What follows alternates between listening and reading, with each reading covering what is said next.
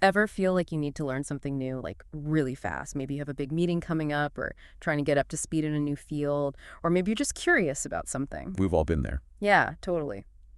Well, today we're diving deep into something that could totally change the game for you, especially if you're into trading. It's all about how the left and right sides of your brain work together, and we're using the trade sage as our guide. Oh yeah, the trade sage. This book argues that mental balance is key for trading success, even more so than just knowing the technical stuff. Makes sense, right? I mean, we all know emotions can run high in trading. So we're going to break down how those two parts of your brain, the logical side and the emotional side, affect your trading decisions. And more importantly, how to find that sweet spot, that balance to give you a real advantage when you're trading. Right. So first things first, let's talk about the left brain, the logical one. What does the trade sage say about its role in trading? So the left brain, that's your analytical powerhouse. It loves numbers, patterns, thinking step by step, using logic, being critical, and sticking to the rules. Sounds like a good fit for trading, right? Definitely. In trading, this translates to things like following a clear trading plan, really digging into data and backtesting strategies. Backtesting, just to remind everyone. Right, backtesting is basically looking at how a strategy would have performed using historical data. Gotcha. So using data to see if your plan actually works. Exactly. And the left brain also loves waiting for those clear confirmation signals before jumping into a trade. And of course, managing risk, like using stop-loss orders. Okay, so left brain keeps you grounded, disciplined, make sure you don't go off the rails, huh? Exactly. It's all about consistency and staying power. But is there such a thing as too much left brain in trading? Well, if you're only using your left brain, you could become a bit too rigid. You might miss those subtle opportunities that the market throws your way sometimes, those times when you have to trust your gut. Makes sense. So let's switch gears and talk about the right brain, the more emotional, intuitive side. What's its role in trading according to the trade sage? All right, so the right brain, that's where your intuition lives. Creativity, emotions, imagination, those gut feelings, seeing the bigger picture. Okay, a lot more abstract than the left brain. How does that play out in trading?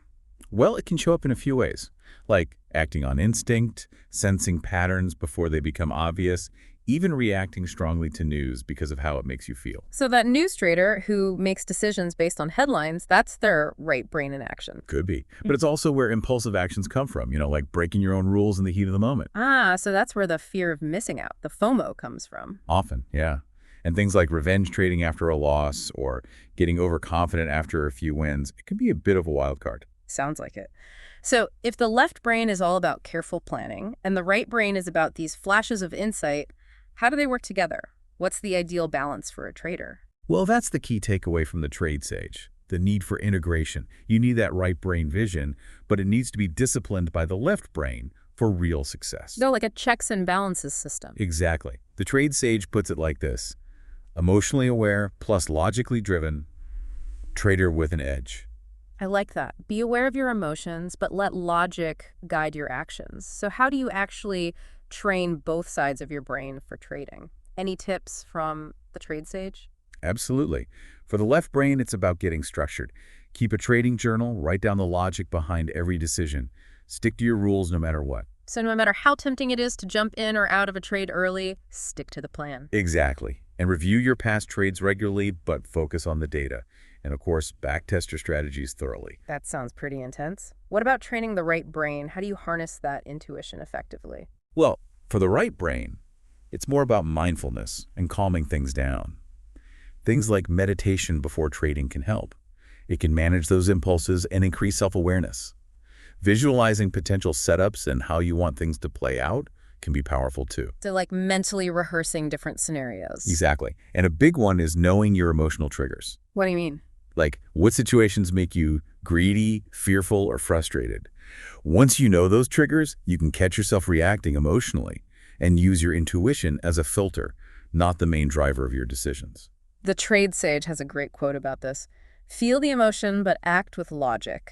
It really captures the essence of what we've been talking about, doesn't it? Absolutely. Don't ignore your emotions, but don't let them call the shots either. It's about awareness, right? Knowing when your emotions are running high and then taking a step back and letting your left brain take over. So, to wrap up our deep dive into the trade sage, it seems that understanding how our left and right brains work and finding that balance is crucial for traders.